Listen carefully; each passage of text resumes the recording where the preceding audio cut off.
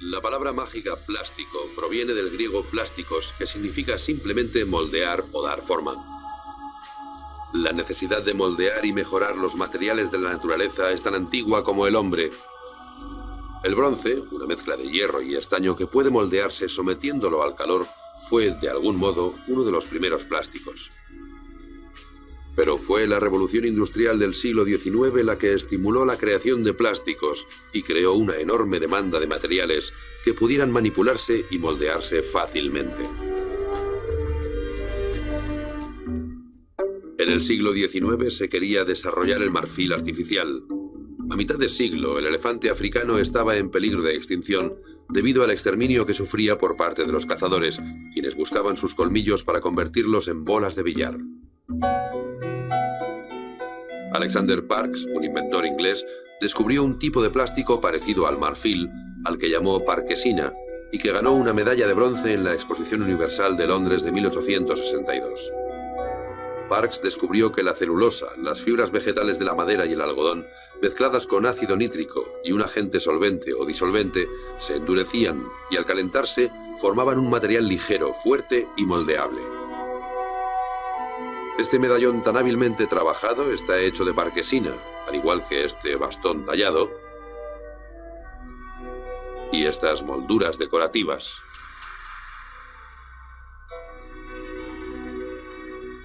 Parkes quería producir parkesina a gran escala, pero no encontró un solvente económico, el ingrediente básico que mezclara la celulosa y el ácido nítrico. John Wesley Hyatt, impresor e inventor americano, tomó el relevo de Parkes. Hyatt tuvo varias ideas geniales. Para empezar, encontró el solvente mágico que uniría a la celulosa y el nitrato, era el alcanfor. También vio el potencial de este nuevo material, el plástico, que se podía producir a gran escala y convertir en infinitos productos. Y aún más importante, fue quien fundó las bases en las que se asentaría la nueva industria del plástico. Para ello, y valiéndose de sus extensos conocimientos de mecánica, diseñó y construyó muchas de las máquinas necesarias para manufacturar y moldear el plástico. Puesto que la celulosa era su ingrediente principal, Hyatt llamó celuloide al nuevo material. El celuloide acabaría convertido en 25.000 objetos distintos. El primero, la dentadura postiza, fue una alternativa a otras dentaduras de goma que resultaban más caras. Pero el celuloide despegó de verdad cuando a Hyatt se le ocurrió crear cuellos y puños de camisa postizos e impermeables.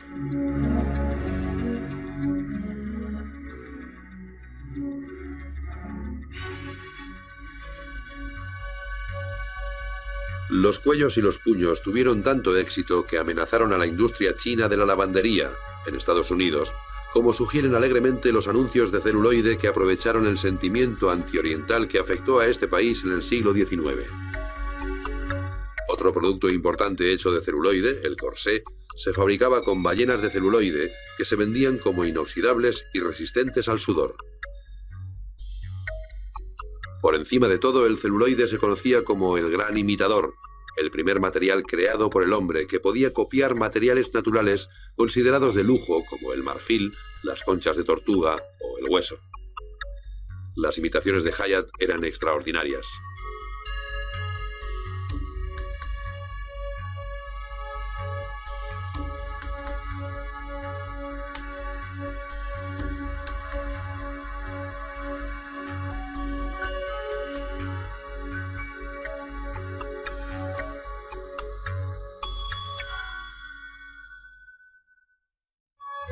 El éxito del celuloide fue espectacular. El primer plástico parecía capaz de casi todo, y cuando su inventor dio con una forma de cortar hojas finas de este material para utilizarlo como una capa continua, nació una nueva industria. A principios del siglo XX se producían cada año más de 36 millones de kilos de película. El celuloide tuvo éxito a pesar de contener un defecto mortífero. Al estar compuesto en gran parte de ácido nítrico, se trataba de un material extremadamente inflamable. Esto creó un problema insólito con las bolas de billar, que eran el producto para el que se había inventado el celuloide. A menudo, tras ser golpeadas, explotaban, provocando el caos y el terror entre los presentes.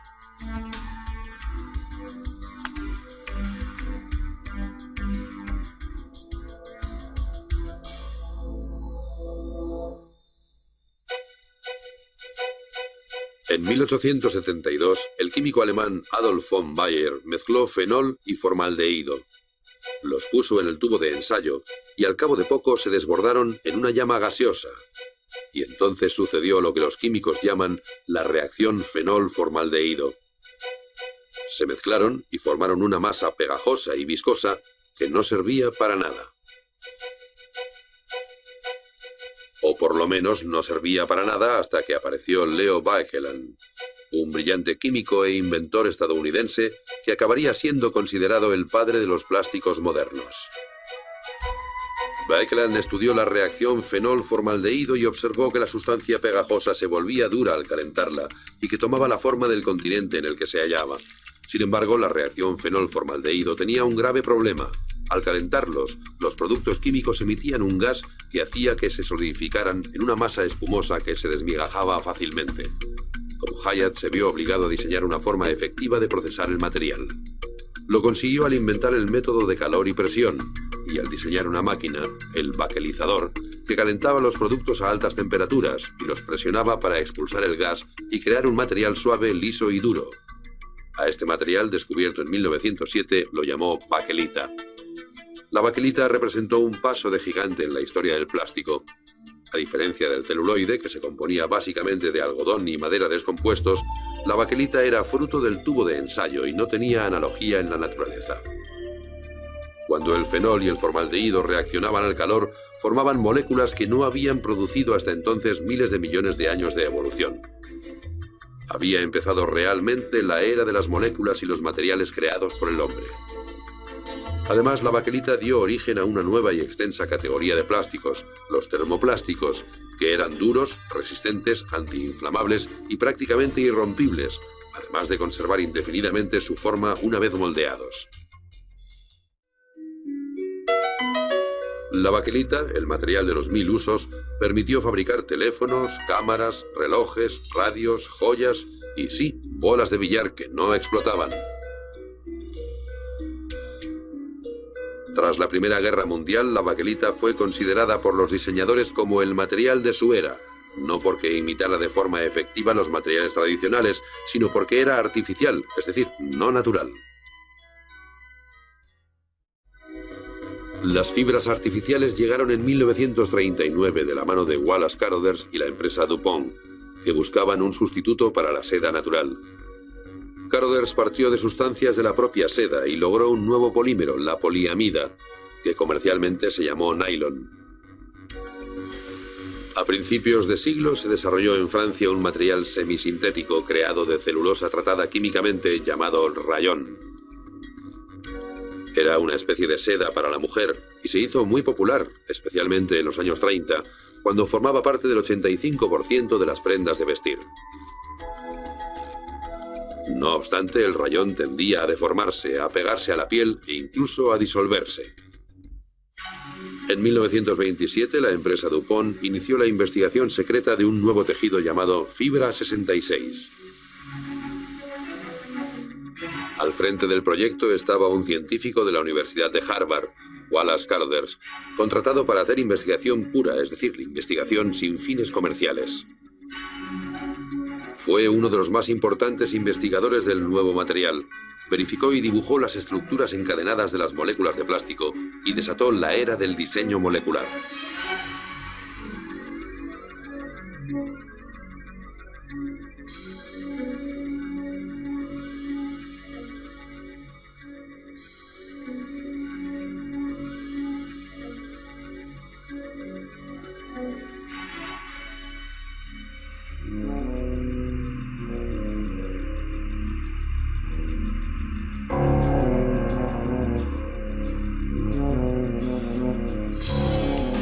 El nylon tenía este aspecto cuando Carothers lo sacó por primera vez del cóctel químico.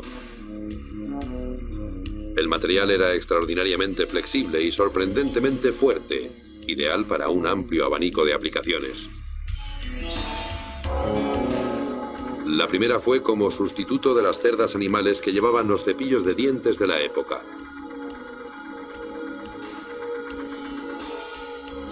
Pero la empresa DuPont tenía en mente un mercado más glamoroso y lucrativo, la seda, en concreto las medias de seda, que eran caras además de frágiles. DuPont invirtió mucho tiempo y dinero en diseñar la maquinaria necesaria para producir a gran escala el hilo de nylon y tejerlo para fabricar medias. El eco que produjeron las nuevas medias fue extraordinario. La empresa anunció que eran fuertes como el acero, finas como una tela de araña. Los periodistas afirmaron que no se hacían carreras en la fibra milagrosa ni con un cigarro encendido, una lima de uñas, una navaja de afeitar o un soplete.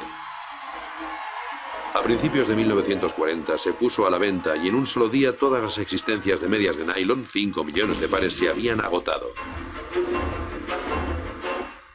Pero la locura del nylon acabó al cabo de unos meses, cuando Japón atacó Pearl Harbor.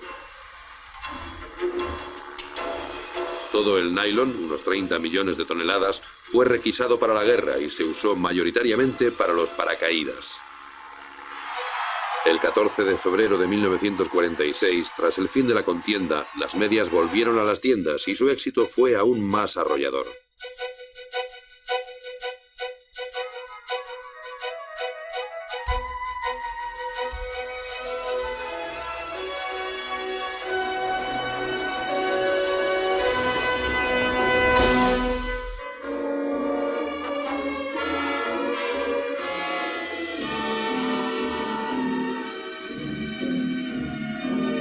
Fue durante la Segunda Guerra Mundial cuando el plástico, con toda su magia y versatilidad, se puso a prueba.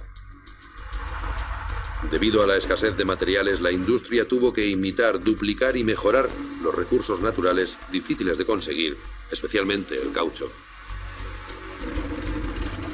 Durante la guerra, la necesidad militar de caucho fue muy alta. Wallace Carothers, que desarrolló el nylon, sentó las bases para la industria del caucho artificial en 1930, al desarrollar el neopreno.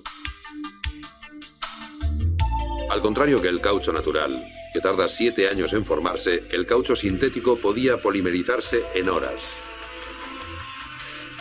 Siguiendo órdenes del Ministerio de Defensa, se lanzó una industria del caucho sintético de miles de millones de dólares de la noche a la mañana.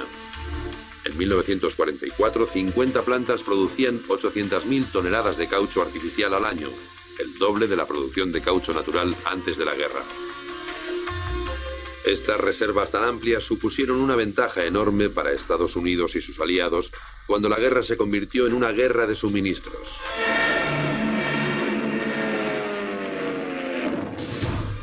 El plástico ofrecía una ayuda crucial en otro frente, el asedio aéreo al que fue sometida Gran Bretaña por parte de la aviación alemana. La aviación alemana, con más de 4.000 aviones, empezó a atacar Londres en 1940.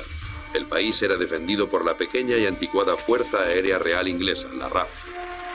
Sorprendentemente, los británicos ganaron la guerra aérea y lo hicieron con la ayuda de un plástico secreto llamado polietileno.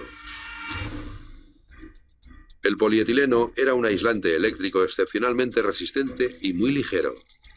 Era la única sustancia conocida que podía aislar los equipos de radar de alto voltaje sin añadir excesivo peso a los aviones. En consecuencia, los pilotos británicos podían llevar radares en los aviones, lo que les daba una ventaja vital de noche y con niebla. La contribución menos conocida y más espectacular del plástico durante la guerra fue el teflón, un material muy resbaladizo que más tarde se utilizó como superficie antiadherente en cazuelas y sartenes.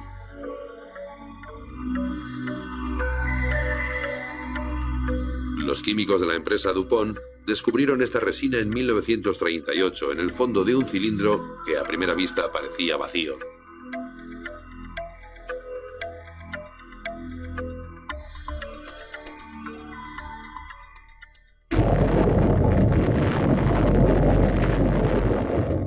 En 1944 se le encontró una utilidad cuando los científicos, en la carrera por partir el átomo, buscaban algo con propiedades singulares.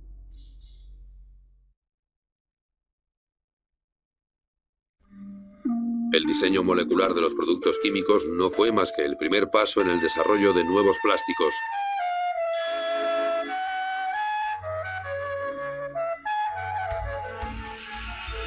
La materia prima química de los plásticos tenía que producirse a gran escala. Eran sustancias gruesas, vastas, mantecosas, que a menudo parecían sacadas del caldero de una bruja.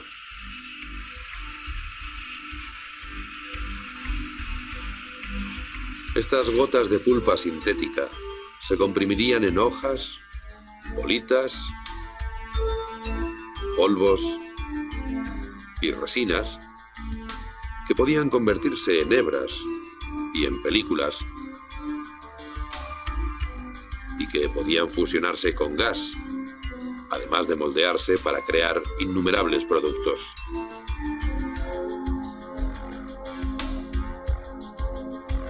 Este era, más que cualquier otro, el milagro de los plásticos, la pura plasticidad, la posibilidad de transformarlo en cualquier forma imaginable.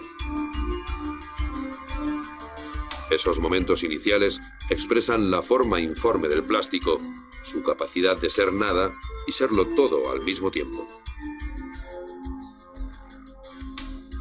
Esa capacidad se demostró una y otra vez, finalizada la Segunda Guerra Mundial, con la fabricación de miles de productos. Uno de los productos que tuvo mayor aceptación fue una línea de fiambreras llamadas Tupperware.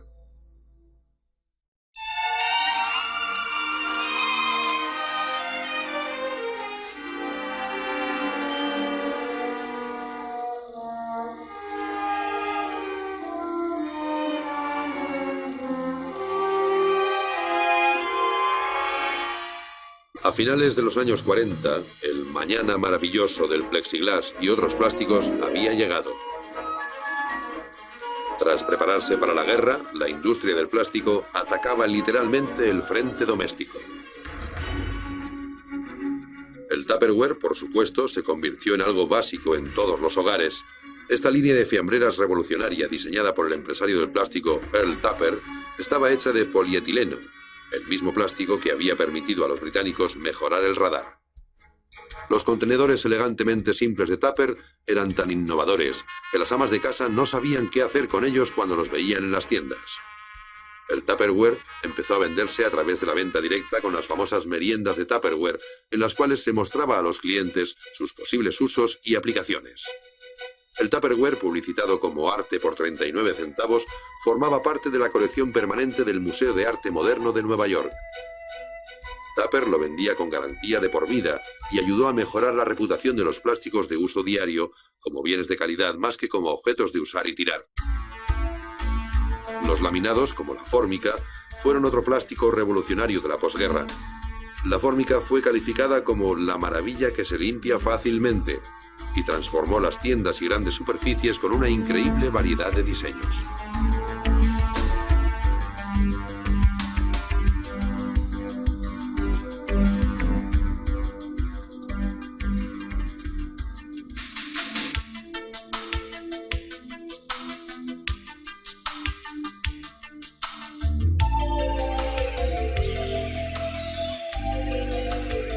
A mediados de los años 50, el plástico estaba tan extendido que sin él, multitud de objetos de uso diario no existirían. El mundo se estaba rehaciendo, plastificando, trocito a trocito. Un renacimiento material único del siglo XX. Una técnica de producción revolucionaria llamada moldeado por inyección incrementó todavía más la avalancha de productos derivados del plástico. Entre otros hitos del plástico durante los años 50 se encuentran la espuma de poliuretano, el Corvette de 1953, con carrocería ultraligera pero resistente de fibra de vidrio, la película transparente que prometía aislamiento total de gérmenes y olores extraños, los muebles moldeados en una sola pieza para adaptarse al cuerpo, y una nueva necesidad, la televisión, insertada como las radios de la época en una carcasa de fenol tipo baquelita. En los años 50 el plástico lo prometía todo. Incluso prometía protegernos de la lluvia radioactiva, como sugiere este traje antirradiación, fabricado con el caucho sintético más avanzado. Cuando los exploradores rescataron los tesoros del Titanic hace algunos años, uno de los aspectos más sorprendentes del botín debió ser que no había ni un elemento hecho de plástico.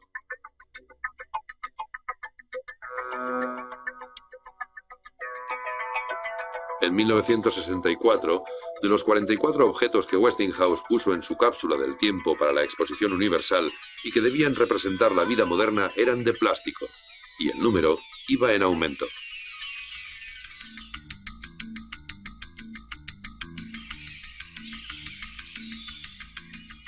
El plástico se usaba para construir hogares futuristas, como esta cúpula geodésica en las montañas de Hollywood, erigida en un solo día. El Dacron y otras fibras antiarrugas dispararon la revolución de la ropa que no necesita plancharse. El vidrio artificial, hecho de monofilamento de nylon hilado en una entretela de poliéster, empezó a utilizarse en 1964. Los plásticos resistentes al calor de la era del espacio ayudaron a poner a satélites y astronautas en órbita.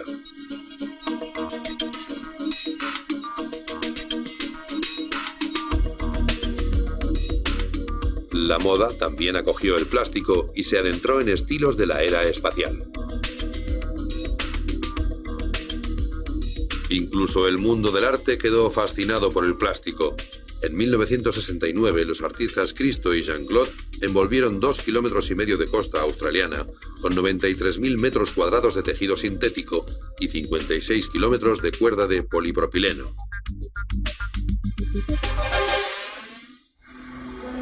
Pero la imagen pública del plástico cambió drásticamente durante la revolución juvenil de los años 60. Tras décadas de aceptarlo sin cuestionarlo, el plástico fue objeto de controversia y criticado.